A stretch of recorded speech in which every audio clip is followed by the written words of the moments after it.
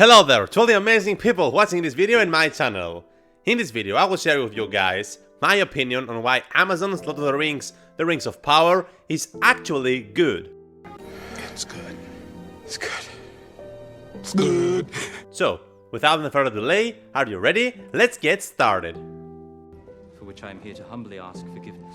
Before I start, spoiler alert, obviously, if you haven't seen the series so far, then I suggest you to skip this video and watch something else instead. And of course, you can't judge the show if you haven't seen it, duh. So, if you're still watching, you have 5, 4, 3, 2, 1... Okay, first things first. Before hardcore Tolkien fans attack me through the comments, I just want to say that I myself am a huge fan of the books and of Peter Jackson's film trilogy. In fact, they are my all-time favorite books and all-time favorite movies accordingly. When the Amazon series were first announced, I also had the same fear that they would not be equally worthy of the books and the movies. And after I watched the first 5 episodes, I have to say this.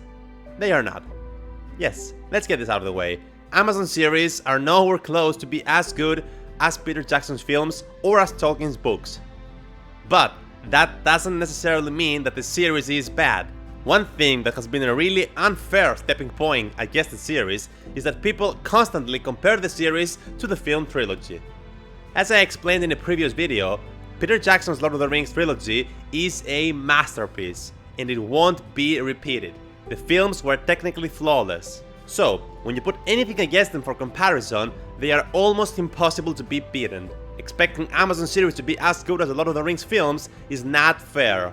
In any case, wrong. Yes, I would love for the series to reach that level of perfection like the films did. But, for reasons that I discussed in that video, I do not believe that this is possible.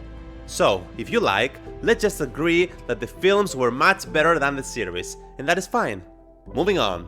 I've read a few critics that the series are not visually good and the plot slow and blah blah blah blah.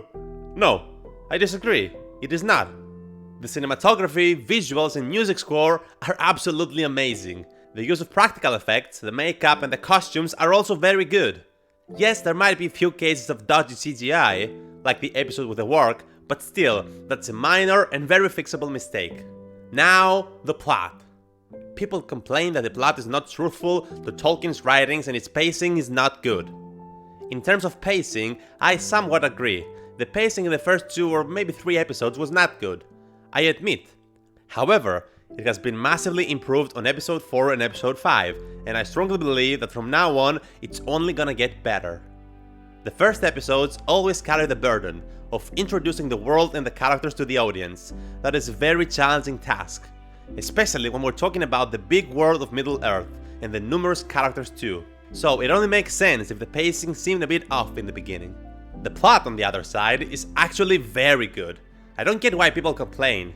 If you've read the Silmarillion, then you know that the major events of the Second Age are the rise and the eventual downfall of the Kingdom of Numenor, the creation of the Rings of Power, the rise of Sauron, and his eventual defeat at the end of the Second Age. So far, we've seen that the realm of Numenor exists already, and that Tar Palantir is still the king of Numenor. Although it seems that Tar Palantir is on his last days, so probably in the upcoming episodes we will see Ar-Pharazôn seize the throne of Numenor. So to sum up, this means that we're actually watching the late years of the island of Numenor. And be rest assured that we will see all the big events that I mentioned above during the next episodes or the seasons of the show. Now, the Second Age didn't have as many details as the Third Age did, so yes, that is left on the hands of Amazon's writers to interpret. But come on, we're talking about the details. I don't understand all this fuss. Even in Peter Jackson films, some details were in fact changed and diverged from the books, and yet the results were amazing. Give it a chance, people! So far, in my opinion, every actor has been casted perfectly, and every character is very good and truthful. And some of them are actually golden. Durin didn't tell me you were coming. Durin didn't know. We live in 2022. The color of someone's skin shouldn't even be a matter of discussion. It doesn't matter! Chill out, people! The actors are doing an amazing job so far. Let them be, and let's support in any way we can, because they also carry the burden of people's extremely high expectations, and that is burden enough. Please, let's not give them any more. And last, one thing that is literally the only red flag for me. By inserting politics into art diminishes the quality of the acting and the storytelling. In my opinion, the showrunners should just focus entirely on the story and just leave politics outside of it. Well, I mean, that's easy for me to say, but in the end, when people mix the political views with the TV series, then it's only reasonable that there are going to be complaints from either sides. Unfortunately, that's the world we live in, and evaluating a film or movie solely through the prism of one's politics is insufficient to make it brilliant or profound.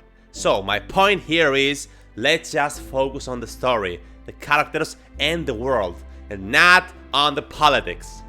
All in all, I want to say that the series have already made an impression to me, and I finally feel again that feeling that I'm watching a Middle-earth story created by J.R.R. Tolkien. And while it may not be exactly what we want it to be, let's just appreciate the fact that we get to see another version of Tolkien's world with our own eyes. As a huge fan of Tolkien's world, I feel privileged to have the opportunity to see another adaptation of that world. And in the end, if we are not satisfied, we know that the films and books are always there, waiting for us.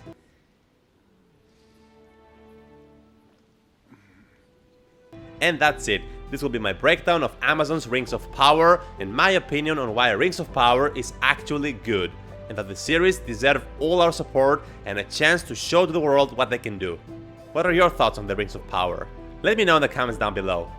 If you like this video or if you found it any interesting whatsoever, then please be sure to give it a thumbs up, subscribe and click on the bell to get notifications so that you don't miss the upcoming videos. Till the next one, have an amazing time and I'll see you all later!